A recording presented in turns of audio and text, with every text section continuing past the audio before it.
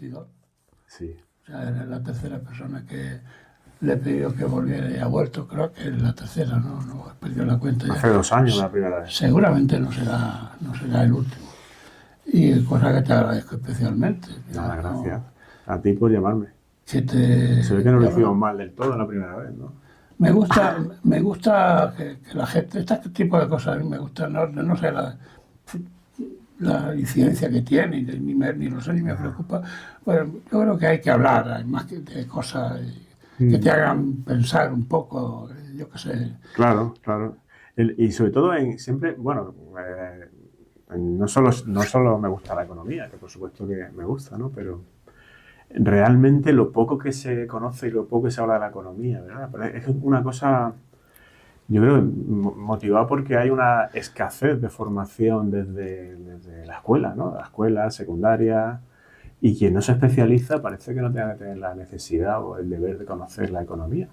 Pero alrededor de nosotros el conocimiento económico es básico, es esencial, ¿no? O sea, no sé, la propia administración de una casa, la propia gestión de tu pequeña renta o de tu propio salario, implicaría que tuvieses ciertos conocimientos de economía. Y parece que cuando se habla de economía se habla de algo, no sé, de extraterrestre, ¿no? Que no tengas que conocer.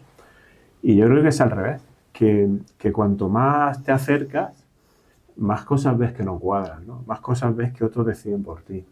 Y más comulgas con algunas cuestiones que tienen que ver con poderes establecidos, y entonces, a mí siempre me gusta hablar de economía desde el punto de vista humanista, ¿no? De las personas, de cómo afectan esas decisiones al conjunto de las personas. Y en mi caso, al conjunto de las personas que me rodean en el trabajo, con los que yo trabajo, en primer lugar, por supuesto a mi familia y a mis amigos, pero siempre tomar decisiones para que esa economía llegue a esas personas. No estamos hablando de macroeconomía ni microeconomía, estamos hablando de dinero que nos hace vivir con más tranquilidad, con más seguridad. Y a eso me dedico hace un montón de años. Como me has dicho, empecé siendo profesor de secundaria en aquel entonces, pero no veía yo que mi vocación fuese formativa, porque yo sí que creo que los profesores deben ser vocacionales. Eso no significa que cobren mal, como está pasando ahora, o que se les exija más, o que sean los enemigos públicos número uno. No, eso significa que tienen que tener, aparte de esa actitud, una gran aptitud por trasladar esos conocimientos y por extraer de nuestra gente lo mejor de sí mismos. Yo no me veía en ese caso, entonces decidí emprender el mundo de la... De todas formas, Conrado, reconocerás, seguramente te lo ha dicho alguien alguna vez, que ser funcionario público, tener el sueldo asegurado hasta que te mueras, no hasta que te jubiles, hasta que te mueras, eso es muy goloso, aunque sea un pelín más bajo, todo lo que tú quieras. Pero, sí que... O sea, diste un paso, yo diría que de valiente, no sé. Bueno, yo creo que no, porque al final yo creo que me siento mucho mejor después de los años que han pasado haber trabajado en el sector privado. No fue nada... Bueno, en aquel entonces sí que renuncié a dinero y renuncié a un sueldo más o menos fijo y que podía haber sido... Pero hay un montón de experiencias que he vivido, incluso la semana pasada cuando estuvimos una semana en Frankfurt con amigos, con gente, conociendo distintas formas de ver la vida o de emprender los negocios que me hubiese perdido. Pero sobre todo lo dejé por falta de vocación. Porque una de las cosas que el otro día hablé con algún compañero es, por ejemplo, hay muchas controversias, dualidades, distintas formas de pensar, pero ¿cómo estimamos a un médico y cómo desestimamos a los profesores, ¿no? O sea, todos los médicos españoles son buenísimos, pero casi todos los profesores españoles son malísimos, ¿no? Y ese tipo de cuestiones sí que debería empezar a cambiar por nuestras generaciones futuras, por nuestros hijos, por nuestros nietos, y porque las sociedades avanzan por conocimiento, por innovación, por formación. Y si no tenemos la confianza en esos formadores, y casi siempre estamos enfrentados a ellos, poniendo en duda sus sistemas, sus procesos, sus maneras, pues no vamos a llegar a una de las grandes partes que tiene la economía, que es esa productividad de la que tanto se habla, ¿no? El otro día, no hace mucho, tuve a un maestro aquí, que además éramos parientes cercanos, y yo una cosa que le he dicho, porque siempre lo he pensado, y una cosa que le decía es que el oficio más importante del mundo desde mi punto de vista es el de maestro. Uno de los que más. Donde hay un buen maestro, hay al final una buena persona, da igual que sea ingeniero o fontanero. ¿Me entiendes? O sea, que la educación Yo no sé. sin embargo, se infravalora. Sí, tú porque yo no le doy ese carácter, no me atrevería a decir que una es más forma de importante, pero expresarlo. efectivamente es muy importante, es muy importante. Está el nuevo Dios que dicen de la actualidad, que es la salud, ¿no? Que todos queremos tener salud y vivir muchos años. A lo mejor a ese nivel podría estar, ¿no? Un buen profesor es una garantía de futuro. Y además casi todos los países que han hecho revoluciones económicas, no hablo de revoluciones, manifestaciones, sino que han convertido una estructura económica que apenas creaba valor a los que ahora crean y están en la punta de lanza, como puedan ser Corea del Sur o los países escandinavos, que siempre hablamos, o otros países que se pueden recordar, lo han hecho a base de transformación en educación. Ellos saben que es una cuestión que a corto plazo no puede dar resultados, pero que a medio y largo plazo son los más efectivos. Que tú antes hablabas de la economía, es que la paga semanal de un muchacho o una muchacha, si no aplica la economía, reglas básicas de la economía, pues con los 3 euros, los 5 euros, Claro. los 10 que le dé a su papá o su mamá, Pero ahora mucho más, porque pues no cubre el fin de semana. es que ahora no le pasa solo a los críos que no cubren el fin de semana, que bueno, para mi hijo si le diese el triple también se lo gastaría, ¿no? Pero es que ocurre para cualquier sueldo que ahora está en precario. O sea, vivimos en los últimos años donde hay que sacarle más partido que nunca porque ganamos menos que nunca. Si nos retraemos al año 2006-2007, el nivel de los salarios desde esa época ahora no ha crecido nada, al revés. Si no hubiésemos entrado en estos tejemanejes de cambio de cesta de la compra, forma de calcular el IPC y tal, realmente tendríamos unos sueldos muy inferiores a los que teníamos entonces. Por eso nos cuesta llegar a final de mes. ¿Qué ha motivado estos años que estemos así? Pues primero la crisis financiera que todos conocíamos, que cuando lo habíamos prácticamente después de 10-12 años superado, nos llegó la pandemia, ¿no? Entonces, entre 2006 y 2007 al 2025-2026, tenemos que hacer pues arte casi para poder llegar al final de mes.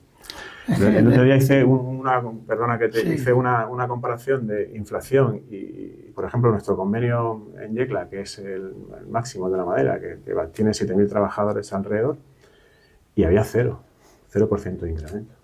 O sea, un trabajador del año 2006 tiene la misma capacidad de renta, si no menos, en el año 2025. O sea, que hemos hecho durante casi 20 años. Que además lo hemos hecho. Y ahí tiene parte que ver la formación. Tiene que ver parte porque una de las maneras en la de crear valor y no extraer valor tiene que ver con la productividad. Y la productividad está relacionada efectivamente y directamente con la formación. Si nuestros hijos, nuestros nietos, nuestros compañeros saben hacer más cosas mejor, lo van a hacer más rápido, van a producir más por hora, van a ganar más por hora, vamos a ser capaces de vender en más sitios, más lejanos, incluso competir con otras economías que no sean como el low cost. Entonces, gran parte de ese desequilibrio, no la única, pero gran parte de ello viene por la falta de productividad que tiene que ver con esa forma de formación. Creo que hablamos la última vez de cómo en nuestro pueblo está pasando que el talento generosamente lo traspasamos a las grandes urbes, el talento nuestro, de nuestros hijos, pero que aquí no tienen posibilidades prácticamente, y atraemos talento que apenas tiene formación o tiene débil formación para que abastezca la economía low cost. Imagínate que fuese al revés, que nosotros atrajésemos talento que crea valor y que no pudiesen entrar en nuestro círculo personas no formadas, ¿no? No estaríamos hablando de la Yecla low cost, que tiene un poder industrial que no se ve reflejado en su renta. Estaríamos hablando de una industria mucho más pujante, con mucho más creación de valor, etcétera, etcétera. Es que claro, ahí yo, desde la ignorancia, si quieres, se ve una serie de contradicciones. Por ejemplo, en España los datos macroeconómicos son muy buenos, según dice todo el mundo. Yo de eso no entiendo, es lo que leo en la prensa. Sí. Pero no solamente en España, en otros sitios. La vivienda, pues un tema clave. El problema de la vivienda, que es un problema grave, pero no solamente en España, Eh, no sé si es una cuestión política o económica, yo no tengo ahí duda. ¿Por qué la vivienda no es un derecho antes que un Bueno, negocio, por derecho, ejemplo? claro, tienes razón, pero es que el derecho Y es no digamos la sanidad. el derecho al empleo, también es un derecho constitucional. El derecho a tener un empleo digno, pero a tener empleo.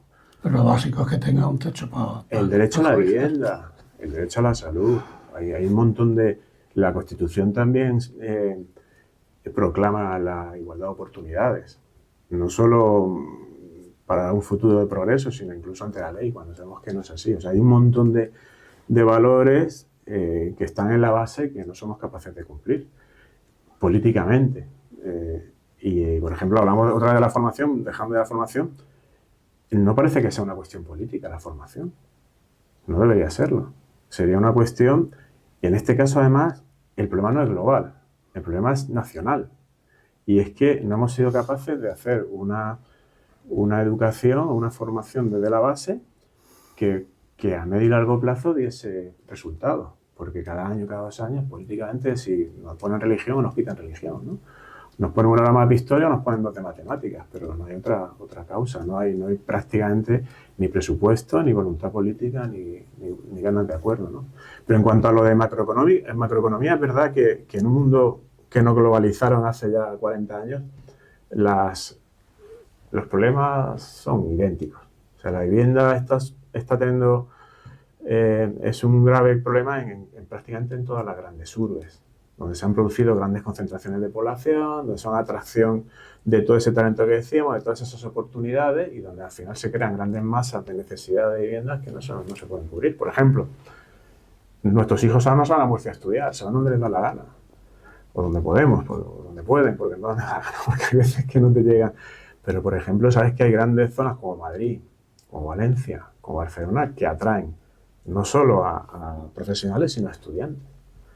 En cambio, hay otras poblaciones que no son capaces de atraer nada y que además son sus excedentes o su población joven sale. Entonces, eso ha surgido en todo el mundo. Entonces, si no hay una política que prevé que eso está ocurriendo, y en España lo crecienta el turismo. O sea, al final resulta que alguien ha descubierto, alguien global, una gran empresa global que empezó fue Airbnb, ¿no? Y que después cualquiera se convierte en Airbnb, que lo que era una casa que se arrendaba para largo plazo, ¿no? Ya sea para vivir o para estudiar, ahora se hace por días.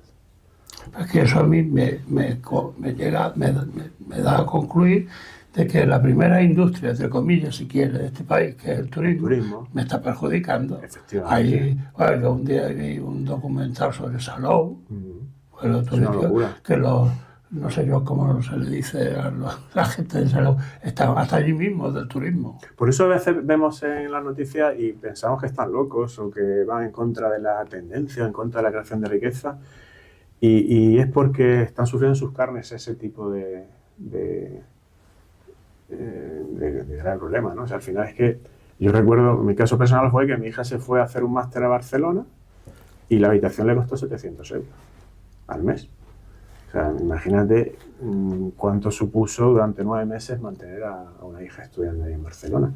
Entonces la posibilidad era o lo hace en Barcelona o no hace un máster de primer nivel. Tampoco eso le va a garantizar trabajo, porque la verdad es que está montado todo muy de aquella manera, pero al final o lo pagas o no llegas, ¿no? Y lo que te dice el mercado es que o lo haces así o no vas a poder entrar, ¿no? Después ya veremos que tampoco entran, que será otro de los problemas que también encontramos. Entonces, lo de la vivienda en España yo creo que se acrecienta por eso, por la pujanza del turismo. Yo, por ejemplo, lo veo en Alicante, donde antes eran todas las zonas limítrofes de Alicante, pues Los Arenales, Urbanova, Gran Alacant, vivía gente de Alicante, ya no puede vivir nadie de Alicante. No sé si se están viniendo a vivir a Monóvar y Aspe, y estas zonas más de interior, porque todo eso, los apartamentos que en invierno estaban cerrados y se podían alquilar, ahora son de Airbnb.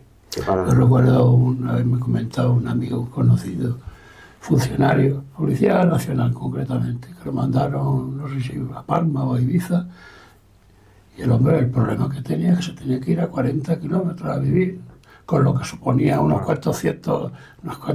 montón de euros todos los meses Porque no podía No, pero ir además que con a 2 manzanas de su claro, casa. hay algunos que lo destinan allí y Un funcionario, ¿eh? les trastorna la vida porque no pueden vivir. Ya. Y Pero entonces, vamos, en Yecla, por ejemplo, en Yecla parece que no existe ese tema, pero hay escasez, ¿verdad? Hay escasez de oferta. Quizás no de precio, pero porque el precio no puede subir porque las rentas son más bajas, pero parece que hay escasez de oferta. Y lo que yo estoy construyendo, ahora veo que se están construyendo, como pasa en las ciudades, apartamentos turísticos, sí, pero ¿verdad? bueno, hay muchas obras que terminaron con la crisis de Y 2008 y están no han todavía continuado, exactamente igual. y falta de promociones, y el Exactamente. suelo es Pero malo de en muy otro poco. sentido, que te quería yo comentar, en Yecla hace 50 años había no sé cuántas, 200, 300 fábricas de muebles. Ahora da la impresión de que hay 4 o 5, se ha diversificado. Sin embargo, no sé, da la impresión de que tiene buena salud, económicamente hablando, laboralmente hablando, al margen de esos problemas que Pepe, dices, que ahí estamos completamente de claro. acuerdo. Fíjate que hay una cosa, Pepe, que sí que ocurre, lo de la macro y micro y tal, se repite, los patrones se repiten en todas partes igual, ¿no? Por ejemplo, tenemos ahora un problema de reparto de riqueza. Lo que ha ocurrido desde que estamos hablando del 2008 hasta actualmente es que ya no se crea riqueza, sino que se expropia riqueza, ¿no? Es decir, si tenemos muchas industrias en Yecla o industrias más grandes, pero estas industrias no son capaces de crear riqueza, lo que hacen es sacarla normalmente de su mano de obra. No sé si me explico. O sea, si tú, como está pasando en gran parte de las empresas, sigues enfocado en el low cost, porque la globalización nos llevó a que nuestros salarios se contuviesen, a seguir peleando en precios. Algunos llegan a decir que Yecla es más barato que China. ¿Pero eso cómo se ha conseguido? Pues no se ha conseguido gracias a la innovación en muchos casos, sino gracias a los ajustes continuos, ¿no? Entonces, si seguimos anclados en esa falta de creación de valor, porque no hay formación, porque no hay innovación, porque no hay creatividad, porque la productividad no crece, pues al final sí que habrá muchas personas alrededor de la industria, habrá grandes industrias, pero las rentas no llegan a la base, ¿no? A los 7.000. Y esa es una de las cosas que ahora pueden estar ocurriendo.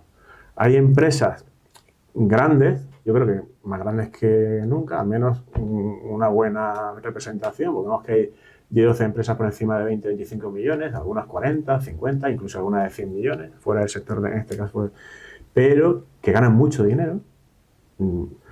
De hecho, los datos son públicos. Yo tengo todos los años, al final de año, saco del registro los datos de todas las empresas de Yeclana y veo lo que ganan y lo que pagan. Entonces, pues esos datos me están diciendo que las empresas ganan mucho dinero, pero sus trabajadores tienen un convenio que han firmado al 2,5% este año. Hoy he oído que el convenio del transporte en Murcia ha firmado un 14% de incremento. Es verdad que los trabajadores del transporte no están en las mismas condiciones que los trabajadores del mueble, porque ahí sí que hay movilidad. En el cambio, en el mueble no hay movilidad. Es decir, en el mueble en Yecla o trabajas en el mueble en Yecla o trabajas fuera de Yecla, prácticamente. Entonces, y además estamos muy alejados de los polos de atracción, a 100 kilómetros de cualquier gran ciudad. Entonces, la oferta casi es monopolística. O sea, ¿quieres trabajar? Pues tienes que trabajar bajo este convenio. Y si todos los que firman ese convenio, en ese caso, se han puesto de acuerdo, aunque después se maten en competencia, pues no hay tu tía, ¿no?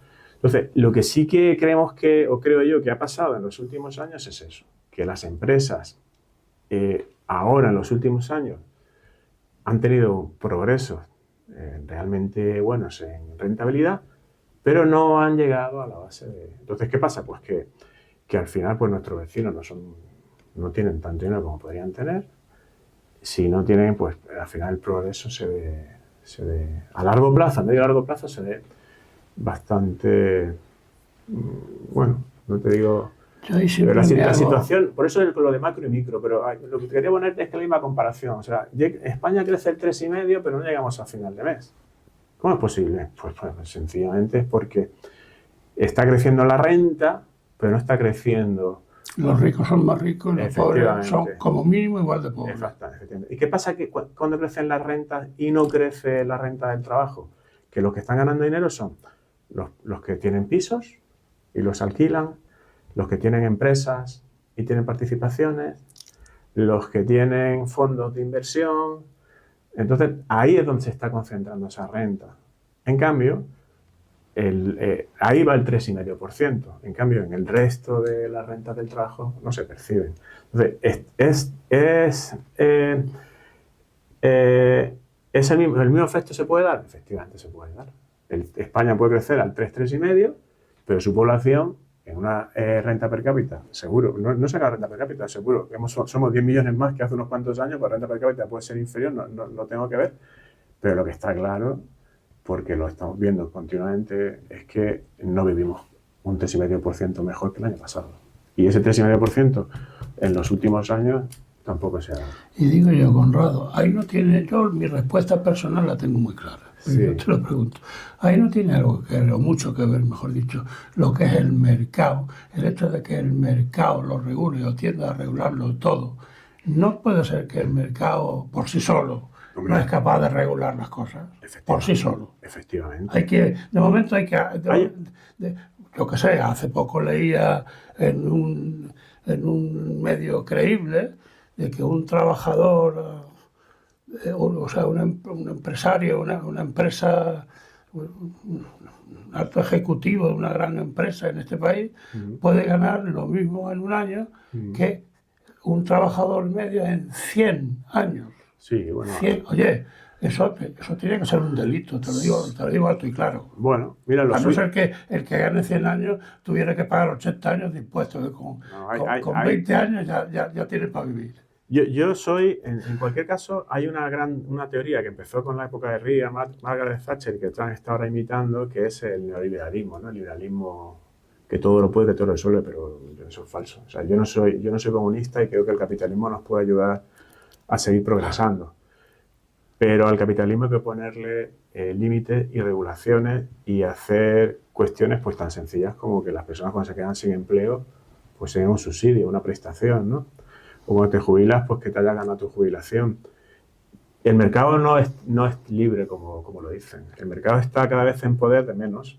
El mercado ya no tiene una mano invisible, tiene una mano negra que en muchos casos lo maneja.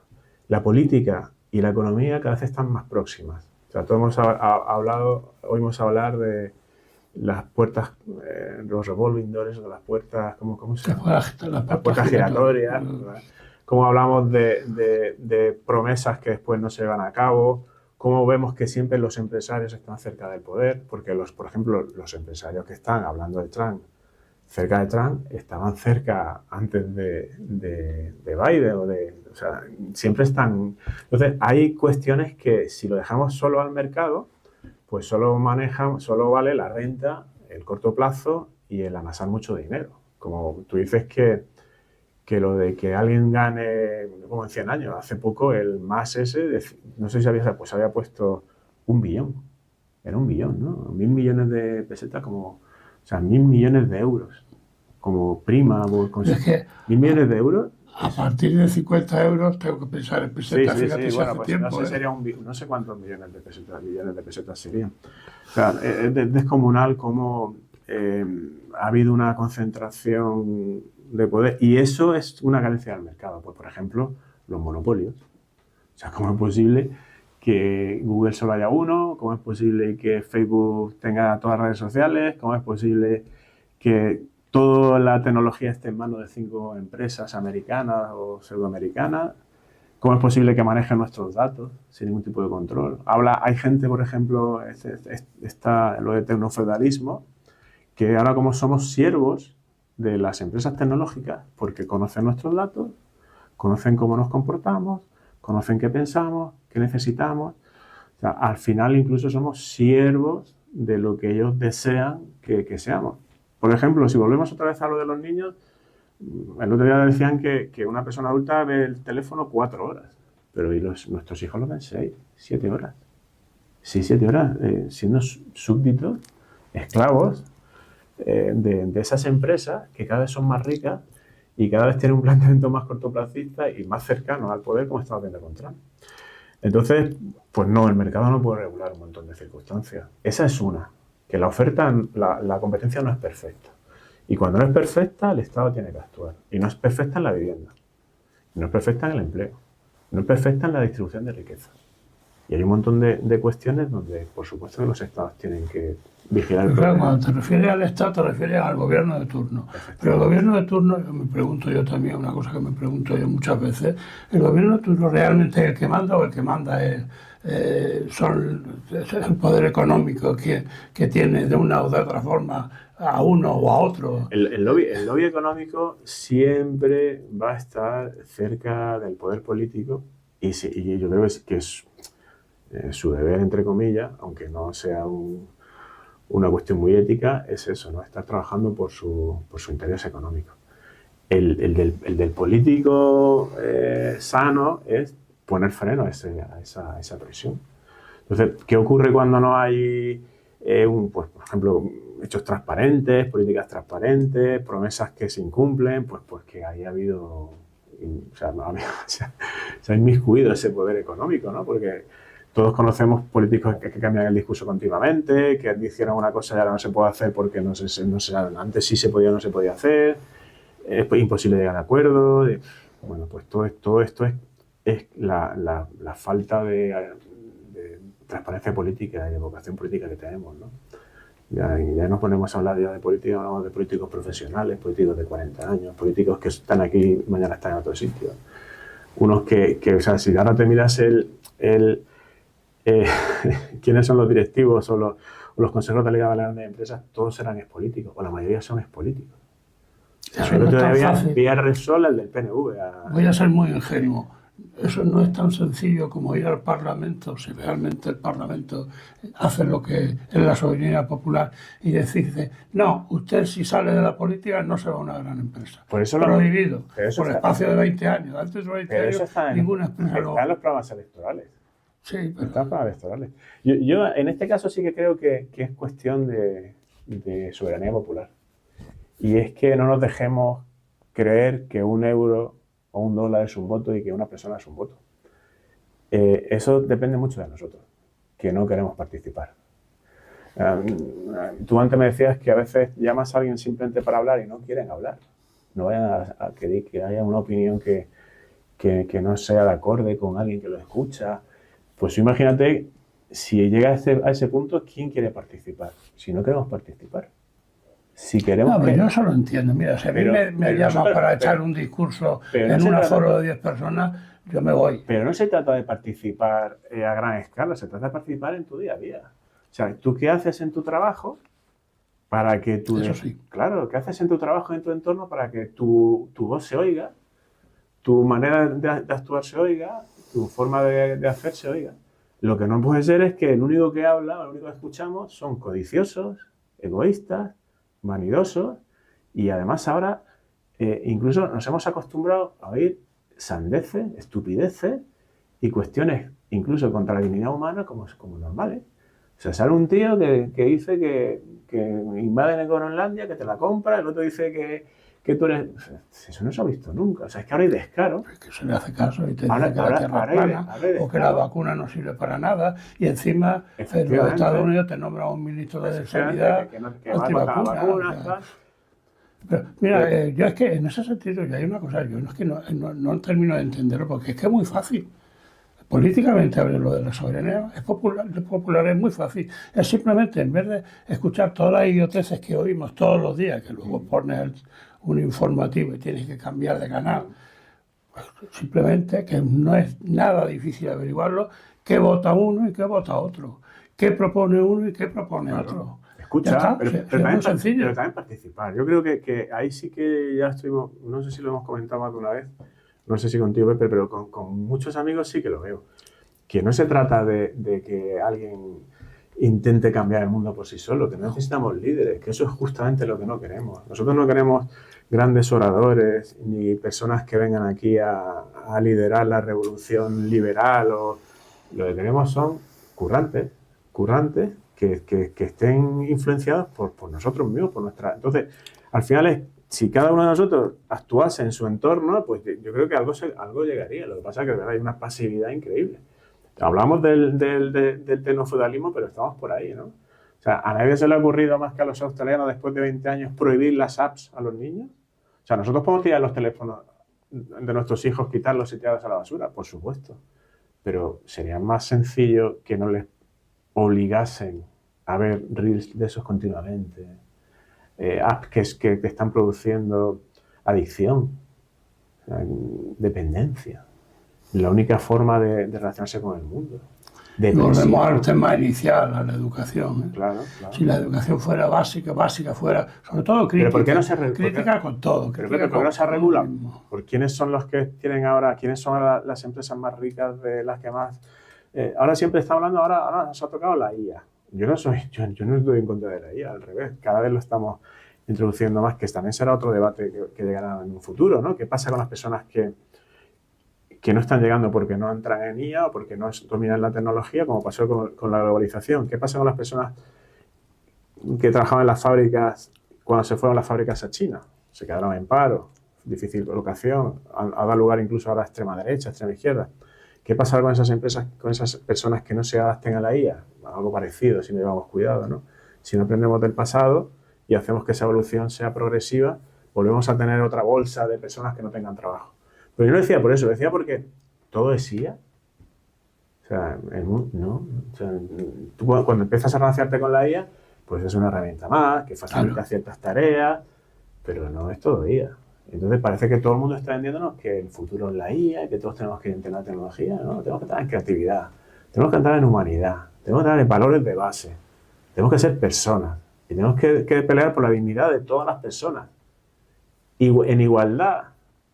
O sea, ahora también escuchamos que en economía hay ciertos representantes que dicen que los emigrantes tienen la culpa de nuestra desgracia económica, no sé qué desgracia económica, pero cuando resulta que si no tenemos emigrantes, no podríamos tener, por ejemplo en Yecla, no podríamos tener... Pero es que eso lo saben hasta los que lo dicen. Ya, pero... Hasta los que lo dicen saben que las fresas de Huelva, no sé dónde se cogen, no se cogerían...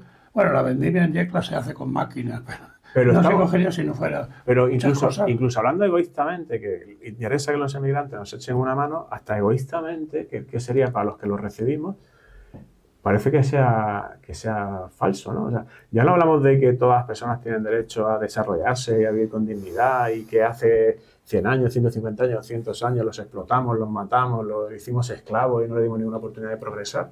No, eso ya no vale. Hablamos ya incluso desde el punto de vista nuestro egoísta, ¿no? Que vienen a ayudarnos, que vienen a progresar con nosotros. Tampoco vale. En teoría deberían de estar en las mismas condiciones que nosotros. Y al final yo pienso que quieren que vengan, que trabajen, que se entren en su casa y que no salgan. Y además quieren que vengan y que sean... Claro, tenemos la suerte de que muchos son de Hispanoamérica y son católicos, creen, pero si no fuese eso, como está pasando en Francia, pues no sé qué ocurriría en España, ¿no? O sea, parece que tenemos una migración bastante coincidente en valores de base, católica y tal, y que apenas tenemos problemas de migración. O sea, parece que alguien tenga que culpar, ¿no?, a esa migración de las propias desgracias, que son nuestras desgracias o nuestras responsabilidades. O sea, nadie de nosotros cuando se queja de un emigrante ha hecho por formarse, o ha visto si realmente quita trabajo o no quita trabajo. Por ejemplo, ¿sabes que en Yecla estamos prácticamente en pleno empleo? No hay posibilidad de contratación. Es uno de los grandes problemas que tiene Yecla ahora, es que no tiene contratación. ¿Por qué no tiene contratación? Porque no es suficientemente atractivo el sector. Coño, si con un ayudante son 1.100 euros, ¿cómo va a ser atractivo? Me tienen que dar un sobresueldo, o un sueldo en sobre, que llamo yo. O echar unas cuantas horas. O echar 10, 12 horas. Tener dos trabajos. Claro, entonces no tenemos mano de obra. La poca que tenemos es emigración. Y a la emigración que está viendo ahora, que está viendo, son subsaharianos. ¿Por qué? Porque ya llegó la primera remesa, la segunda remesa, y estamos en la tercera remesa, que ahora están viniendo subsaharianos que están dejando la agricultura. Y ahí está la base de nuestra empresa. Como ven, no crea, pero es que además, si no fuese por ellos, tampoco podemos producir, porque tampoco hay una gran inversión, porque aquí normalmente, si te vas por las fábricas, la innovación es grapa y esto, es muy poca más, o sea, no hay mucho más. Hay grapadores, hay cinchadores, hay esqueleteros, pero no hay grandes. Claro, grandes... Son grandes naves. Poderosos económicamente, pues lo tienen todo, tienen los medios.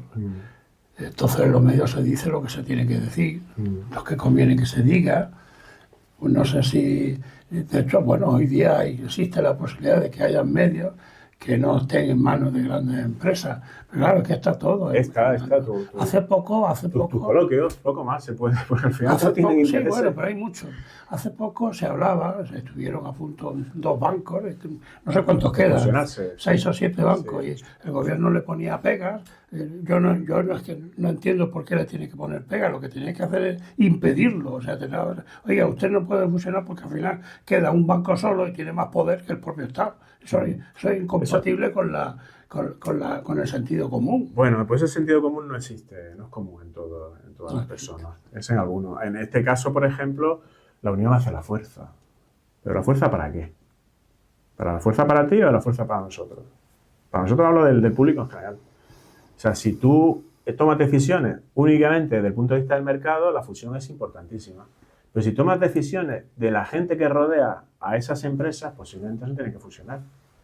Pero sí está pasando continuamente. Por ejemplo, la globalización y la deslocalización solo tenía un punto de decisión, y es ser más rentable fuera de los países europeos. Da igual lo que pasase con tus pueblos. Pero vamos, la globalización, cuando hablamos de globalización, a mí es que hasta me chirría un poco el término. ¿Qué se globaliza la economía? O sea, el dinero. Donald Trump en los Estados Unidos, la gente no la ha globalizado, solamente, bueno, yo no sé si Donald Trump ha globalizado algo. O sea, globalizamos solamente el dinero, la riqueza. Las personas, por ejemplo, no. Bueno, ahí lo que hizo la persona fue sufrirla. En Occidente, es verdad que donde fueron a parar esas empresas crearon riqueza, y así estamos viendo cómo ha crecido China, cómo ha crecido el sudeste asiático, e incluso ahora cómo lo está haciendo India. Pero lo que yo creo que lo que quería llegar es que la toma de decisiones empresariales debería tener en cuenta, o debería al menos tener, no sé si prestigiarse o reconocerse, que no es todo ganar dinero, que hay mucha responsabilidad y que hay mucha manera de decidir en tu empresa más allá de ganar dinero. Por ejemplo, lo que hemos dicho antes. ¿Cuál es la masa salarial de tu empresa en comparación con la competencia? ¿Pagas mejor o pagas peor? ¿Cuál es la inversión que has hecho en formación o en bienestar de tus trabajadores? ¿Qué dice tu plan de igualdad? Que ahora es obligatorio. ¿Hay brecha o no hay brecha? ¿Pagas más a las mujeres o a los hombres? ¿Cuál es tu proporción de migrantes? ¿Qué asentismo tienes? ¿Tienes muchas depresiones en tu empresa? ¿Cuántas bajas y altas tienes en tu empresa? ¿Qué antigüedad tiene? ¿Son de Yecla? Pues todo eso, por ejemplo, serían índices que te dirían si tu empresa realmente crea riqueza o solo crea rentas.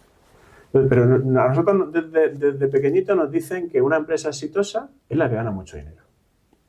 Y una empresa no es exitosa si gana menos dinero. Y eso lo tenemos metido en sangre, y entonces te dicen continuamente, Inditex, un monstruo. Mercadona, no va más. Pero claro, ahí habría muchos matices y ganas mucho dinero a costa de pagarle a la gente el 80% de lo que debías de pagarle, pues hombre, eso es trampa. Yo no sé si paga o no el 80%, Eso es trampa. pero lo que sí. ¿En qué medida depende eso de la empresa? Depende de la dirección del empresario. 100%. O sea, cuando alguien toma una decisión, sabe qué decisión está tomando. Entonces, la decisión de mercado es que solo tenga importancia esta renta. Y además, muy a corto plazo. Porque casi nadie tiene un plan para dentro de 5 o 10 años. Aparte de que cada vez son más cambiantes, pero nadie se plantea mi empresa dentro de 5 años que gane el triple y que venda. Por ejemplo, planificar el crecimiento. Todos los años hay que crecer. Pero todos los años tenemos que vender más. Sí. Y a lo mejor el esfuerzo es que no puedas subir, o que tengo que tal, o que te va a hacer 4 naves, como hago 4 naves tengo que hacer. No, siempre hay que crecer. Eso es imposible. Pues siempre hay que crecer. Eso es imposible. Imagínate, yo recuerdo, no me acuerdo, pero me lo han contado. Yo nací con medio metro, por ejemplo, es un ejemplo. Cuando tenía 5 años tenía 1 metro. Si hubiese crecido en la misma proporción, no sé cuánto me diría ahora, 20 o 25 metros. No es posible estar creciendo de forma constante. Bueno, pues en todos los planteamientos está creciendo. Pero después, viene una cifra que se llama, o hablas de beneficio o hablas de EBITDA. Esa es una cifra. Es decir, ¿cuánto voy a ganar? y tengo que ganar más, y si tengo que ganar más, ya después veremos lo demás, pero primero tengo que ganar más. Entonces, ¿cómo puedo ganar más? Pues lo que hemos visto, los casos que hemos visto. O sea, si en vez de ganar más a las empresas se reconociese por el montón de cuestiones que hemos visto antes, a lo mejor resulta que tendríamos trabajadores mejor pagados, con más tiempo libre, con menos asentismo. Unas cosas que han puesto en el convenio es otra de las debilidades del mercado. Nos hemos cargado a el poder sindical. No existe. No existe. Ya se encargó el señor Reagan y la señora Thatcher en los años 80. Yo también creo que es algo que no solo se dedica a ellos. En España han ocurrido cosas y nadie lo quiere reconocer. Yo recuerdo una crisis gordísima, que es la que hemos hablado en 2008, donde teníamos un presidente que se llama Zapatero y que no reconoció la crisis hasta que se fue. Los sindicatos no abrieron la boca en 7 años. Los sindicatos perdieron toda la credibilidad cuando las personas, los trabajadores, estaban sufriendo. Esa es mi postura personal, ¿no? Entonces, ¿eso venía porque estaban afectados por las ideas liberalistas de Reagan y de Margaret Thatcher? A lo mejor. Pero alguien tuvo miedo y alguien frenó y alguien hizo que gran parte del poder sindical se viese comprometido. A partir de ahí, los sindicatos desaparecen. Y no se han vuelto... Por ejemplo, llevamos 7 años de un gobierno en el que los sindicatos no han aparecido. ¿Hablas del problema de la vivienda? Pues no sé si hay problema de vivienda, ¿no? O si los trabajadores no tienen problema de vivienda, pero los sindicatos no se hacen eco de él. ¿Hablas de que se firman convenios al 2,5 cuando la inflación fue el 2,8? No pasa nada. Los sindicatos no tienen un poder de actuación. No. Hace un año, no sé cuánto tiempo llevamos, pero a lo mejor no estamos pasando. Hace un año, por ejemplo, me llamaron de los centros de estudios locales y me pidieron que hiciese una historia del muelle de Yecla. Y bueno, la preparé, tal, lo hicimos ahí en el ayuntamiento. Y aparecían datos como el que estamos hablando, ¿no? Que en el año 80 hubo una gran huelga en Yecla por un tema muy parecido al de ahora. Y es que querían subir los sueldos por debajo de la inflación. En el 88 se fue sonado, en 50 días de huelga. Yo no estoy llamando a la huelga. Entonces los sindicatos tenían fuerza. Exactamente. Pero eso insisto que ahí empezó el señor Reagan y la señora Thatcher con la ayuda de algunos primeros ministros del resto de Europa y eso fue el inicio. Ellos tuvieron una reconversión, en aquel caso de la minería y tal, igual que nosotros tuvimos una reconversión en el año 82-86, donde hubo mucha gente que se fue al paro, hubo huelgas, procesos. Una cosa es reconversión y otra cosa es que si la inflación está en el 2,7, no me puedes firmar el 2,5. O si está en el del 8, no puede tener el 2,5. Y eso no hay poder que lo... Eso sí que depende de... Eso es una decisión empresarial. Y eso es una decisión que se toma así porque el mercado ha debilitado la posición de los trabajadores. Entonces, ¿quién tiene que proteger a esos trabajadores? Pues solo puede proteger a alguien, que es el gobierno. Entonces te ves que tiene que salir la ministra diciendo que hay un salario mínimo... Y después los otros dicen, no puede ya. Si es que no hay poder, no hay contrapoder. O sea, si hubiesen sindicatos y hubiese empresarios que tienen que tomar decisiones en más o menos igualdad, a lo mejor no tenía que entrar al gobierno. Pero ¿cómo no va a entrar al gobierno si no hay contrapoder? Siempre es preferible que haya un acuerdo, eso está claro. Siempre. Pero no se puede llegar a acuerdos como los que se están firmando últimamente, digo yo, no sé. Y eso, en Yecla, sería posible si nuestros empresarios tuviesen la vocación de mejorar el bienestar de sus ciudadanos. De todas formas, Conrado, yo una cosa que me he dado cuenta en situaciones parecidas a esta, hablando con empresarios de Yecla, que los hay buenos y más de uno, por lo menos esa es mi opinión. Sí, seguro que lo hay una cosa que no me cuadra y es que es una regla de tres, una cuestión de primer grado. Si una empresa al trabajador lo trata bien, lo cuida, no es que le haga la pelota, lo cuida, lo protege. Ese trabajador, si tiene un problema a la empresa, da las orejas si hace falta por la empresa. Por supuesto. Ahora, como le esté haciendo la pilonga, pues en cuanto te des media vuelta ya sabes lo que pasa. Pero, Pepe, hay dos cuestiones. O sea, una empresa que contrata, si hoy tiene ese trabajador, bien. Si mañana tiene otro, igual de bien. Si una persona pierde un trabajo, pierde un montón de su vida. Pierde la seguridad, pierde la tranquilidad, pierde incluso la estima y tiene que ir empresa por empresa a buscar trabajo. O sea, no estamos hablando de la misma circunstancia. O sea, yo tengo que trabajar todos los meses porque tengo que sacar a mi familia y tengo que ir adelante. Y si dejo de trabajar en esa empresa, el problema lo tengo yo, no lo tiene la empresa. Entonces, si el mercado es flexible, si tengo mano de obra más o menos de baja cualificación, a un coste, no vale el tener trabajadores más o menos felices. Vale tener una fuerza sindical que defienda a ese trabajador. O sea, no estamos en igualdad de condiciones. No hay libertad cuando la situación de debilidad del trabajador es evidente. Hay muchísimos empresarios excelentes en Viecla, muchísimos, porque si no, no tendríamos el tejido que tenemos. Hay unos que no son tan buenos y otros que son malísimos. Y eso es así porque para ser empresario no se necesita más que vocación. O sea, para ser médico tienes que tener una carrera, para ser bombero una posición, policía, para ser empresario no necesitas nada. Entonces, cuando llegas al mundo de la vocación empresarial, en el que puedes haber llegado por necesidad, yo conozco muchos empresarios que lo son porque su fábrica anterior cerró. Por herencia, hay muchísimos empresarios que están llegando por herencia. Por oportunidad, porque dos socios se juntaron, por suerte. Hay empresarios que lo son por suerte. A veces efectivamente provocado por un despido. Me voy a buscar la vida, me hago autónomo y eso se va a remontar. Y entonces resulta que algunos tuvieron la suerte de tener un gran comercial o un cliente en el que se fijaron y salieron adelante, y otros, el cliente en el que se fijaron no les pagó y son un fracaso. Entonces, por supuesto, por eso tiene que haber, hay buenos, malos, regulares. Y además no hay una profesión de empresario.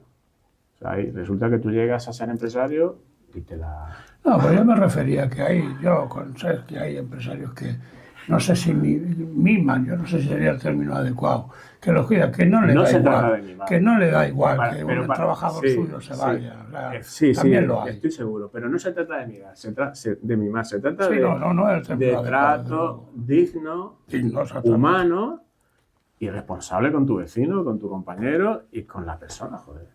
Para lo bueno y para lo malo. Claro, lo mismo que le metes un puro, pues le das dos palmadas. Pero ¿cómo podemos tener, por ejemplo, en el convenio el plus de asistencia? ¿Eso qué es? Que yo no quiero ir a trabajar cuando me pongo enfermo. Yo tengo una gripe. Estaba en gripe y un día no fui a trabajar. Al día siguiente fui con mascarilla, doliéndome el cuerpo, porque lo hago, porque creo que es mi obligación y porque me sentía mejor yendo que no yendo. Pero eso quiere decir que yo soy mal trabajador y que me tienes que quitar 7 euros, no sé qué, por falta de ese día. Eso está en el convenio. Es que el asentismo es muy alto, dicen. ¿Será en tu empresa? Hay empresas que no tienen asentismo, o lo tienen mínimo. ¿Por qué en tu empresa el asentismo es alto? Porque lo mismo es poco. Incluso te digo lo que te decía antes, la condición humana está por encima de cualquier otra cosa.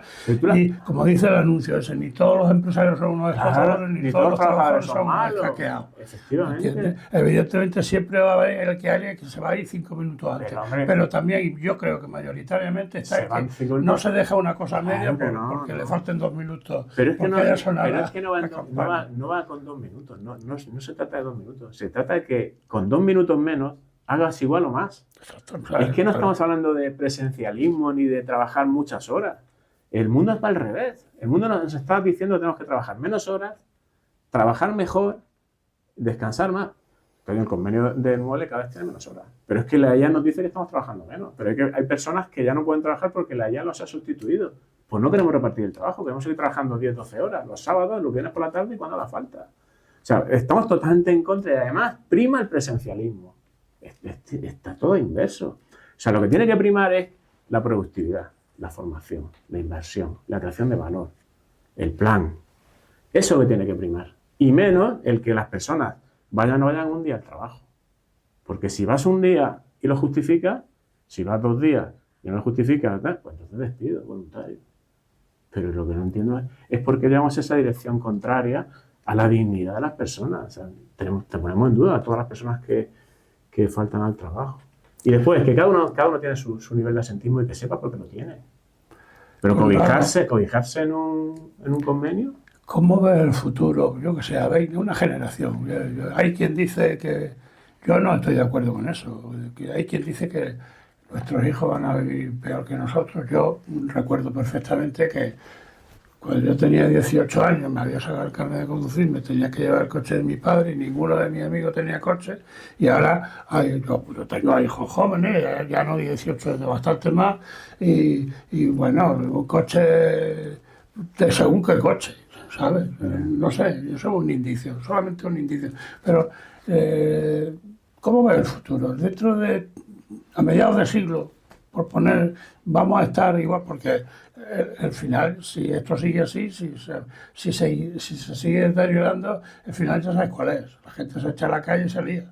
Yo Siempre que, ha pasado. claro, ese es un inconveniente otra de las cosas que tienen que vigilar los gobiernos. Por ejemplo, si estamos en una isla de bienestar y parece que estemos en el peor lugar del mundo. O sea, otra cosa que se nos está vendiendo. O sea, Europa, por las circunstancias históricas, no sé si será de colonialismo, bueno, o de capitalismo, no sé, pero las circunstancias nos han puesto en un reducto de bienestar, pero muy por encima de Estados Unidos, pero muy por encima de China, que parece que sea. Entonces, si no cuidamos ese bienestar, como tú dices, y creemos que hay otras fórmulas, a lo que vamos es a desmembrarlo. Entonces, ¿nuestros hijos van a vivir mejor? Pues si somos capaces de mantener esta dignidad humana, este humanismo y este reparto de riqueza, esta involucración en un capitalismo progresista que se llama. Yo no lo digo, lo dice el premio Nobel Stiglitz, que además asesora a un montón de presidentes, incluso empezando por Clinton, terminando por Obama. Si el capitalismo es progresista, estoy seguro que nuestros hijos no tendrán problemas. Si el capitalismo sigue siendo cada vez más liberal, como algunos están siempre proclamando, entonces sí que tendremos graves problemas. Yo creo que la gente no es tan inconsciente. O sea, hay mucha gente y se vende muy bien, pero yo creo que, vamos a ver, en el Estados Unidos, en América en general, en Estados Unidos en particular, que te mueras o te arruines si tienes que ir a un hospital por una razón seria, eso es impensable. Por ejemplo, el otro día leí que donde más gasto sanitario existe es en Estados Unidos. ¿Por qué? Porque como está el seguro privado únicamente, quien tiene perras paga más, pues al final quien paga mucho invierte mucho, pero en cambio se mueren antes que en Europa. El objetivo principal es ganar dinero. Mal repartido. Podría ganar dinero si la salud es lo más importante, podríamos tener un sistema de salud que predice dinero, daría igual. Pero no es el caso. El sistema puede ser eficiente y salvar a la gente, ¿no? O sea, quiero decir que la salud no va de ganar o perder dinero. La salud es de ser eficaz y eficiente a la vez, ¿no? Igual que la educación. Yo siempre he pensado que ¿por qué la educación pública no es la mejor educación que existe en España? ¿Por qué no es? ¿Por qué no nos diésemos tortas por entrar en las universidades públicas? Y que las personas que no entran a la pública pues se fuesen a la privada. Pero es que es al revés. O sea, las personas ahora que tienen dinero y que tal, se van a las empresas privadas. Las empresas privadas tienen sus círculos tal, normalmente tal. Yo, ahora que no nos oye nadie, Conrado, te digo una cosa. Yo ya no estoy allá, mis hijos ya han hecho los estudios, ya han ido a los colegios, a las universidades, todas esas cosas. Pero si de mí dependiera, yo no le deseo a un hijo mío que vaya a un colegio privado o a una universidad. No se lo deseo a nadie, y mucho menos a un hijo mío. ¿Me entiendes? ¿Por qué? Porque no le encuentro ventajas. Porque que te van a enseñar 7 idiomas, que te van a... No sé, es que no lo entiendo, no entiendo el afán ese de que lo privado es mejor, no me lo creo, nunca me lo he creído, bueno, y no se lo deseo a nadie. Bueno, ¿sabes qué pasa? Que después crearon los máster y el máster al final te va llevando a distintas élites y bueno, está complejo, ¿no? Eso fue una directiva europea. Sí, está al final es que te reduzco la carrera, al final para gastar, pero después tienes que buscarte un máster y después hay una élite de máster donde solo entran ciertas élites. Una de las cuestiones que también se han puesto sobre la mesa es el sueño americano, ¿no? Y prácticamente casi nadie lo alcanza ya. Lo alcanzan 4 y son los que se repiten continuamente. Y es porque algunos puestos de relevancia están copados ya, ¿no? Por esa élite que se crea alrededor de la universidad privada, de la universidad rica. Y bueno, hay algunos estudios que asustan porque el 97% de los puestos de alta responsabilidad están ya otorgados, ¿no? Ya sea porque estás en esa élite o porque formas parte del clan, ¿no? Entonces ya no hay mucho de poder económico que el gran liberalismo sea apropiado de la política, ¿no? Y yo creo que ese es el principal inconveniente. ya no en derecha, izquierda, al final siempre están los mismos. Ya lo hemos dicho, o sea, siempre cuando me preguntan, ¿esto a qué se rastrea el dinero? Hombre, hay líneas rojas. Yo cuando alguien, insisto, lo que te he dicho antes, cuando alguien me dice que la Tierra es plana, yo ya es que no hace No falta hace ni falta escuchar, escucharlo. no, pero ahí no, a esos diálogos no hace falta entrar. Pero después te ves por ahí algunos comentarios y ¿por qué tal? Pues tú mira a ver quién sale beneficiado de esta medida o quién está ganando con esta posición. Y entonces descubrirás dónde está el interés. Y siempre es el mismo, siempre es el mismo. Entonces, el contrapoder tiene que venir de parte de ese estado del bienestar, ¿no? Y de ese progreso que va más allá del cortoplacismo. O sea, por ejemplo, que nunca debería de dejar de haber mucha inversión en I+D pública, al alcance de todos. O sea, la investigación pública está al alcance de todas las empresas y no al alcance solo de patentes privadas, ¿no? Que limitan la innovación. O sea, debería haber muchísima innovación pública, debería haber mucha inversión a medio y largo plazo que no fuese cortoplacista, y eso no lo hacen las empresas. Es que para trabajar a largo plazo hay que ponerse de acuerdo, porque si no es imposible hacer nada a largo plazo, porque va a venir otro y lo va a tirar En por... cambio, alguien nos lleva a que siempre estemos enfrentados. Y ese alguien, pues sabemos que no son... Hay una cosa que ha cambiado radicalmente de los años 60, 70 ahora, desde el boom, desde el arranque de la industria del mueble en yecla a la actualidad. Entonces era, pues normalmente el abuelo, lo traspasaba al hijo y luego al nieto. Eso ya desapareció. Prácticamente empresas de más de segunda, tercera generación quedan 4 o 5. O sea, no se han traspasado tantas como dices. Si tú miras No, exactamente, que eso el no existe. listado, no. Las empresas, muchas nacen, crecen y mueren. Y las que llegan a segunda, tercera generación son muy poquitas, 4 o 5. Después ha habido, en el periodo de la industria de Clara, después de haberlo estudiado, hay 2 o 3 periodos muy buenos. Por ejemplo, el de los años 60 fue excepcionalmente bueno porque se empezó a crear desde cero. Hablamos de creación de valor. No se hacían muebles, empiezan a hacerse muebles, empiezan a venderse y empieza a generar mucho valor que la agricultura. Entonces, en los años 60, Yecla tuvo un boom industrial que lo cortó la democracia, ¿no? La crisis financiera y la propia transición. Pero inmediatamente que se hizo la reconversión, otra vez en los años 80, hasta casi la crisis del 2008, otra vez fue un montón de creación. Entonces, ves como hay un pico, una bajada en las crisis, otro pico y ahora totalmente plano. Entonces, la historia del mueble nos dice que hay momentos en los que hemos sido capaces de crear. En un momento por la fundación de empresas, en otro momento por la exportación y por la creación de empresas, de la transformación de la empresa familiar a la empresa profesional, ¿no? Con mayor tamaño. Y se ven que hay verdadera... Ahora, ¿dónde va a ser cuál va a ser la tercera? Esa es la que tenemos que ver. Pero con los mismos miembros que crecimos en los años 90, no nos van a valer para esto. Ahora estamos en un mundo global, en un mundo de alta competencia, en un mundo donde se requiere más inversión, más innovación, más riesgo, más medio plazo. Entonces ahí estamos. Es lo que hay. Sí, pero bueno, se puede hacer más. El término permanente es incertidumbre, quizá. Sí. Yo, de todas formas, soy optimista por naturaleza. Yo tengo muchos empresarios con los que hablo y algunos tienen sueños realmente grandes, ¿no? Quieren hacer cosas grandes, quieren dejar la empresa saneada y con capacidad de esa creación de ese valor y están haciendo esfuerzos por que ocurra, ¿no? Y otros que no, otros porque cuanto más gane hoy mejor. Ya veremos qué pasa mañana. Sí. Yo me imagino que habrá muchas empresas de estas que se han ido, se ha producido el relevo generacional, incluso algunos hijos, nietos, dicen no, se han buscado la vida por otro lado. Claro. Bueno, también es verdad que lo que tú decías de los jóvenes, salir al mundo laboral actualmente no es sencillo, ¿no? Y a veces también el tener ahí a la empresa familiar a la que dedicarte y dar lo mejor de ti también está bien, ¿no? O sea, a veces los sueños de la juventud son ir a Madrid, irme a Londres, irme a París, tal, pero cuando llegas dices, joder, pues esto... Fíjate, es una cosa que nunca he entendido. Si tengo al lado una empresa que funciona y bueno, pues...